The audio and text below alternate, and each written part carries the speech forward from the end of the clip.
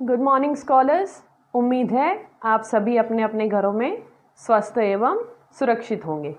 तो चलिए आज हम पढ़ते हैं अपनी वर्तिका का पाठ 2 वर्णमाला। जैसा कि आप जानते हैं वर्णमाला क्या होती है। स्वर और व्यंजन का जो व्यवस्थित समूह होता है उसे वर्णमाला कहा जाता है। हर एक भाषा की अपनी अपनी अलग वर्णमाला होती है। तो चलिए आज हम हिंदी वर्णमाला के बारे में थोड़ा और विस्तृत जानकारी प्राप्त करेंगे। मैं चाहूँगी आप सभी अपनी वर्तिका का पेज नंबर 8 खोलिए। पाठ 2 वर्णमाला। तो चलिए पढ़ते हैं और समझने की कोशिश करते हैं। जब हम बोलते हैं तो हमारे मुंह से ध्वनि यानी आवाज निकलती है। वर्ण बोलते समय मुंह से निकलने वाली छोटी से छोटी ध्वनि को वर्ण कहते हैं। जैसे अ, ई, उ, क, ख आदि। स्कॉलर्स, जब हम बोलते हैं तो हमारे मुंह से कुछ ध्वनि निकलती है, ठीक है। इन्हीं ध्वनि जैसे ये ध्वनि होती है, जैसे अ, आ, ई, उ, ये सब जो ध्वनि है क, ख, ठीक है, इन्हें वर्ण कहा जाता है। ठीक है, चलिए आगे पढ़ते हैं। वर्ण के भेद। वर्ण के 2 भेद होते हैं। पहला है स्वर और दूसरा है व्यंजन। स्कॉलर्स, वर्ण के 2 भेद होते हैं। कौन कौन से? स्वर और व्यंजन। ठीक है, स्वर यानी अ, आ, ई जो होते हैं वो स्वर कहलाते हैं और व्यंजन यानी क, ख, ग, घ ये सब व्यंजन कहलाते हैं। तो वर्ण के कितने भेद हुए? 2। कौन कौन से? स्वर और व्यंजन। Very good. आगे बढ़ते हैं अपने पेज नंबर 9 की ओर। स्वर, जिसे इंग्लिश में हम वॉवेल्स कहते हैं। जिस वर्ण को बोलने में किसी दूसरे वर्ण की सहायता नहीं लेनी पड़ती है उसे स्वर कहते हैं। स्वर स्वतंत्र रूप से बोले जाते हैं। हिंदी में 11 स्वर होते हैं। ये निम्नलिखित है। अ, आ, ई, उ, री, ए, ऐ, ओ, औ। अम और अह ये अयोगवाह है। तो स्कॉलर्स, जिस वर्ण को बोलने में हमें किसी दूसरे वर्ण की सहायता नहीं लेनी पड़ती है उन्हें स्वर कहा जाता है। ये स्वतंत्र रूप से बोले जाते हैं। इनका उच्चारण करने में हमें किसी और स्वर की सहायता नहीं लेनी पड़ती है। हिंदी में कुल कितने स्वर हैं? 11। अ से औ तक जो है वो स्वर कहलाते हैं और अम और अह ये अयोगवाह कहलाते हैं। इन जब हम पूरी वर्णमाला लिखते हैं तो इनका स्थान कहाँ होता है? स्वर के बाद और व्यंजन से पहले अयोगवाह का स्थान होता है। चलिए आगे बढ़ते हैं। व्यंजन, जिस वर्ण को बोलने में स्वर की सहायता लेनी पड़ती है उसे व्यंजन कहते हैं।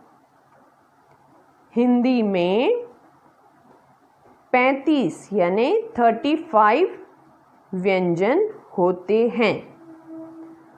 तो स्कॉलर्स, जिन वर्ण को बोलने में हमें स्वर की सहायता लेनी पड़ती है उन्हें व्यंजन कहा जाता है। जैसे क के साथ हम क्या, साथ में कौन सा उच्चारण आ रहा है, कौन सा स्वर आ रहा है? अ आ रहा है ना। ई की ई आ रही है ना, ई स्वर का प्रयोग हो रहा है। तो जिन वर्णों को बोलने में हमें स्वर की सहायता लेनी पड़ती है उन्हें व्यंजन कहा जाता है। ठीक है, चलिए आगे बढ़ते हैं। क से जो ग तक होते हैं वह सारे व्यंजन होते हैं। आगे बढ़ते हैं हम। वर्णों के समूह को वर्णमाला कहते हैं। हिंदी वर्णमाला में 50 यानी 50 वर्ण होते हैं। ठीक है बच्चों, वर्णों का जो समूह होता है उन्हें वर्णमाला कहा जाता है। और हिंदी वर्णमाला में कितने शब्द होते हैं, कितने वर्ण होते हैं? 50। Very good. चलिए आगे बढ़ते हैं।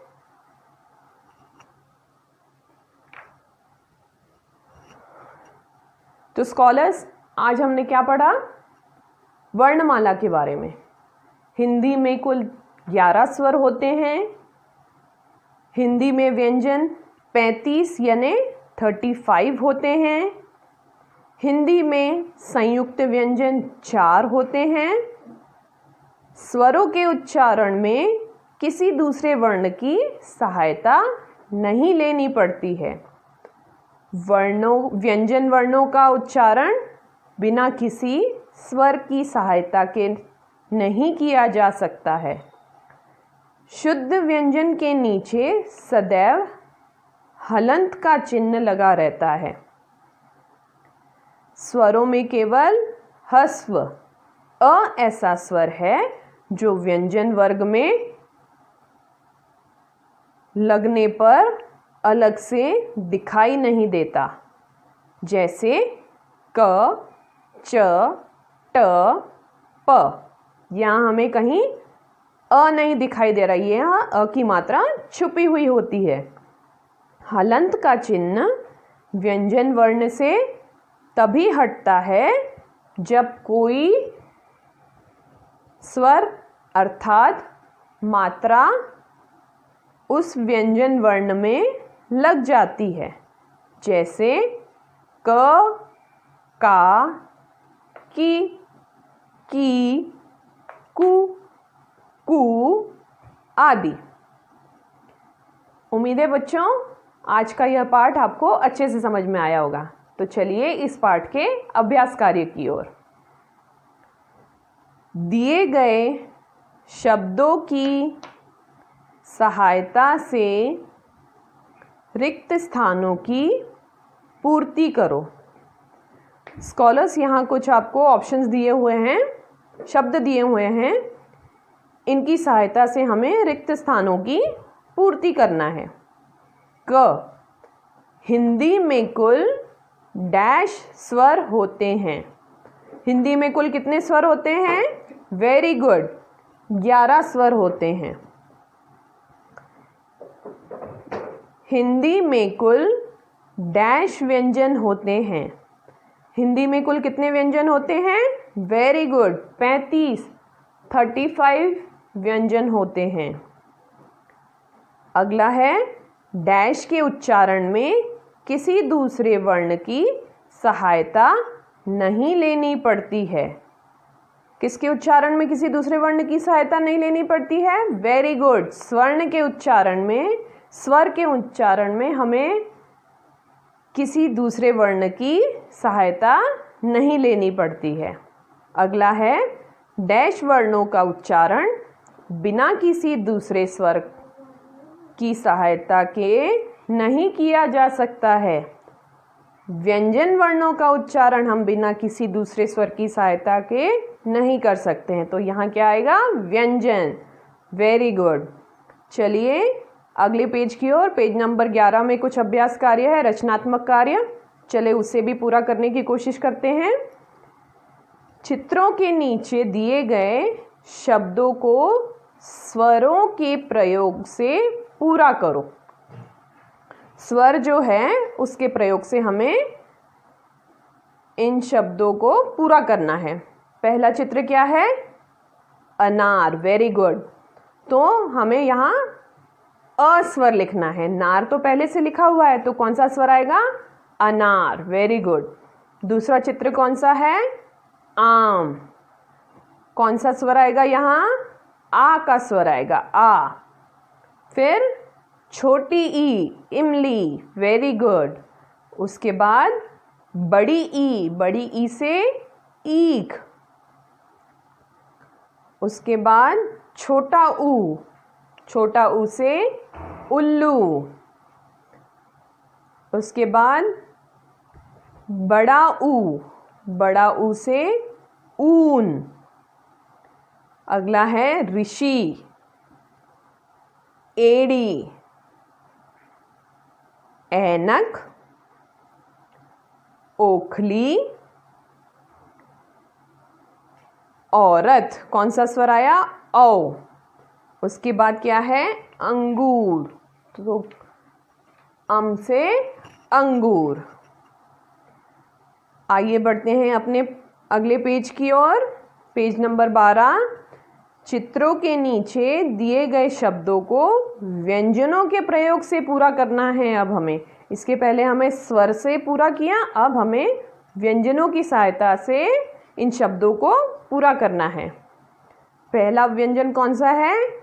क से कली। आगे ख से खरगोश। ग से गगरी। घ से घड़ी। च से चरखा। अगला व्यंजन छ से छतरी। ज से जहाज। अगला व्यंजन है झ से झरना। अगला व्यंजन है ट से टमाटर। ठ से ठठेरा। ड से डमरू। ढ से ढपली। त से तकिया। थ से थर्मस। द से दमकल। ध से धरती। न से नट। प से पहिया। फ से फली। ब से बरगद। भ से भवन। म से मकड़ी। य से यज्ञ। र से रथ। ल से लता। व से वक। श से शरीफा। श से षटकोण। स से सरोता। ह से हल, छ से क्षत्रिय, त्र से त्रिशूल। लेकिन याद रखना बच्चों, यहाँ त्र में छोटी की मात्रा भी आएगी त्र के साथ।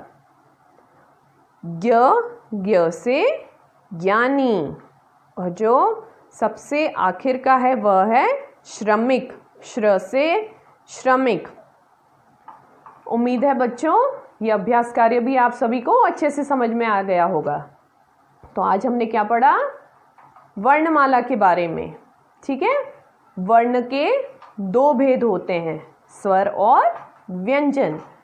स्वरों के लिए हमें किसी अन्य ध्वनि की सहायता की ज़रूरत नहीं पड़ती, यह अपने आप में ही बोले जाते हैं। और व्यंजन के लिए हमें व्यंजन को बोलने के लिए स्वरों का सहायता लेना पड़ता है।